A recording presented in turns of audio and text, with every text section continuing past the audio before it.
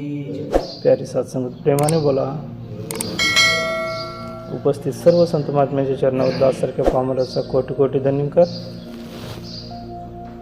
या संतजना तुम्हा आम्हाला या वेळेला सत्संग घडते, तुमचं आमचं परमभाग्य म्हणायला काही हरकत नाही.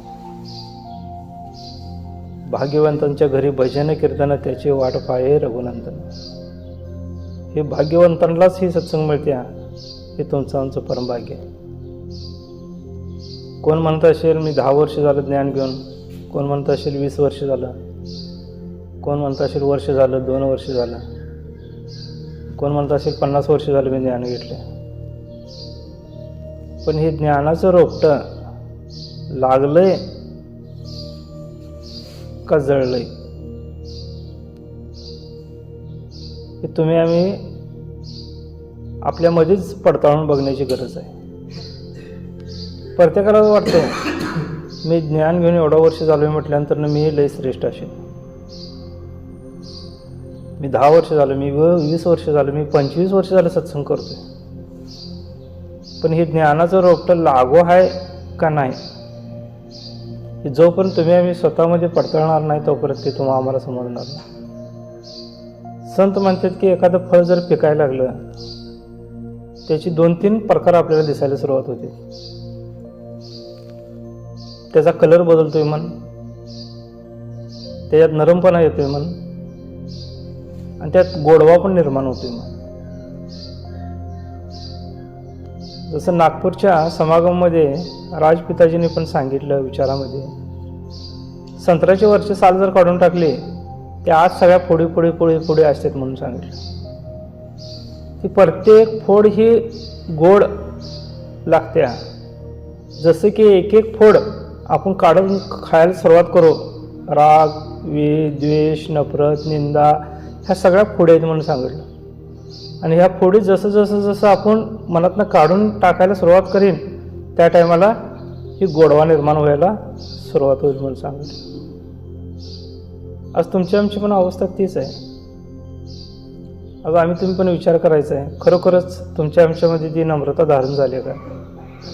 आज तुम्ही आम्ही सत्संगला येऊन या ठिकाणी बसतोय, विचार सांगतोय, विचार श्रवण करतोय, पण तुम्ही आम्ही ते अंमलात आणले का? आज नुसता सांगून बोलून किंवा उपदेश करून चालणार नाही. आज तुम्ही आम्ही ते अंमलात पण आणणं गरजेचं आहे. आज दररोज जर सत्संग केलं आणि जर ते अंमलात गोष्ट नसेल तर त्याचा काय उपयोग होणार आहे? जर एखादा महापुरुष जर सत्संग करत नसेल, आम्ही त्याला नावं ठेवत असेल, जरी सत्संग करत नाही, येत नाही, हे नाही, ते नाही, पण त्या गोष्टी जर त्यांना अंमलात आणल्या असल्या तर त्याच्या एवढा श्रेष्ठ महात्माच नाही. आज तुमची आमची अवस्थाच तीच झाली. आम्ही तुम्ही नुसता स्वतः संतजनानं भक्ती स्वतःसाठी दुसऱ्यासाठी नाहीच आहे. जोपर्यंत तुम्ही आम्ही स्वतःच्या अंतर्मनात जर झाकून बघणार नाही तोपर्यंत तुम्हाला आम्हाला भक्ती प्राप्त होणार नाही.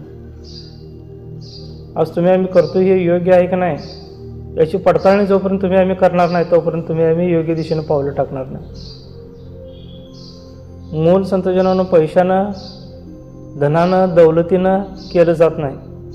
जसं पंजन 4-5 हजार रुपयाला मिळते पण ते पायातच बसते, टिकली 1 रुपयाला मिळते पण ते डोक्यावर बसते. सांगायचा भावार्थ काय, मूल जास्त असलं म्हणजे काय ती काही वर बसते असं काही नाही. संतोषाला जसं तुम्ही आम्हाला हा मूर्तिकार मूर्ती घडवतोय, ती मूर्ती घडवालता मन आणि एक दगड म्हटला मन मला काय हे सण होत नाही, टाक्याचं घाव आणि मला काय मार नको. त्यावर त्या मूर्तिकाराने ती दगड टाकून दिला मन आणि दुसरी मूर्ती घेतला आणि ती घडवायला सुरुवात केला. त्या दगडानं सगळं सोसलं आणि त्यातनं सुंदर मूर्ती तयार झाली. ज्या टायमाला ती मूर्ती नेण्यासाठी लोक आली, ती मूर्ती उचलून गाडीत घातली आणि एकट्याची नजर ते पडलेल्या दगडावर गेला. ते अर्धवट मूर्ती झालेली आहे. याच्यावर त्यानं म्हटला हे दगड पण असू दे, घेऊया, नारळ पडायला येईल, तिथंच बाजूला लावूया म्हटला. आणि दोन्ही पण दगड घेऊन गेली.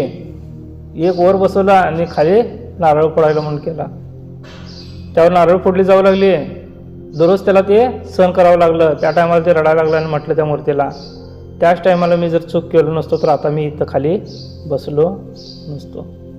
आज खरोखरच मला पण वरचं स्थान प्राप्त झालं असतं. तसंच तुमच्या आमच्या मनाची अवस्था आहे संतजनांनो. आज तुमची आमची पण अवस्था ती झाली आहे. आज कुठं तर तुम्ही आम्ही चुकीच्या मार्गानं चालल्यामुळं आज सद्गुरू आम्हाला ह्या लेवलला आणून ठेवलं आहे. आज आम्ही तुम्ही तसं न करता सत्संग, सेवा, नामस्मरण, सद्गुरूचा आदेश उपदेश येईल त्या पद्धतीनं चालणं गरजेचं आहे.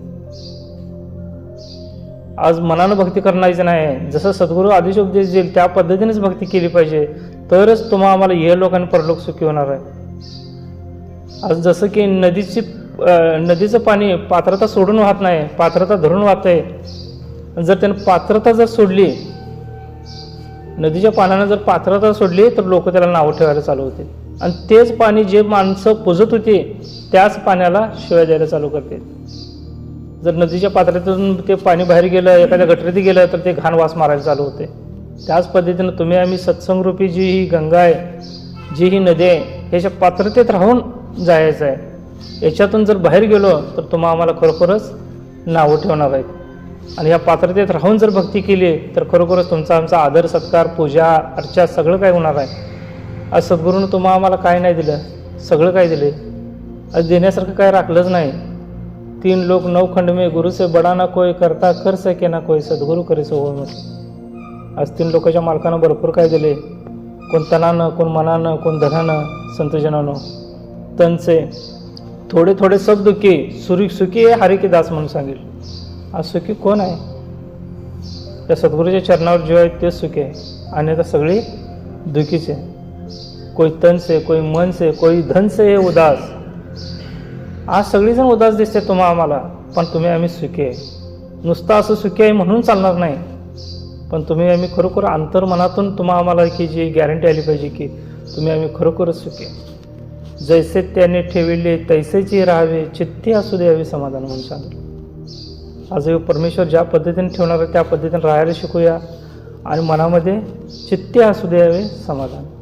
बस आज मनामध्ये तुमच्या आमच्या जर चित्त जर शांत असेल तर कशाचीच अपेक्षा नाही. जे जे दिसे ते नासे, जे न दिसे ते परब्रह्म म्हणून सांगितलं. जे आपल्या ह्या डोळ्याच्या पण पलीकडचं आहे ते परब्रह्म आहे. जे जे दिसे ते नासे, जे दिसणार आहे डोळ्याला ते नासून जाणार आहे, आज ना उद्या खराब होणार आहे म्हणून सांगितलं. म्हणून संतजनानं हे अनमोल असं आमच्या हातात हे ज्ञान दिले. हे ज्ञानाची कद्र करूया आणि सद्गुरू ज्या पद्धतीने सांगतो त्या पद्धतीने चालण्याचा प्रयत्न करूया. दास अधिक वेळ घेणार नाही. दासच्या परिवाराला आशीर्वाद द्या. सत्संग, सेवा, नामस्मरण घडावं आणि तुम्हासारख्या महान कर्मयोगी संतांच्या चरणावर दास जुळून राहावं. प्रेमाने बोला.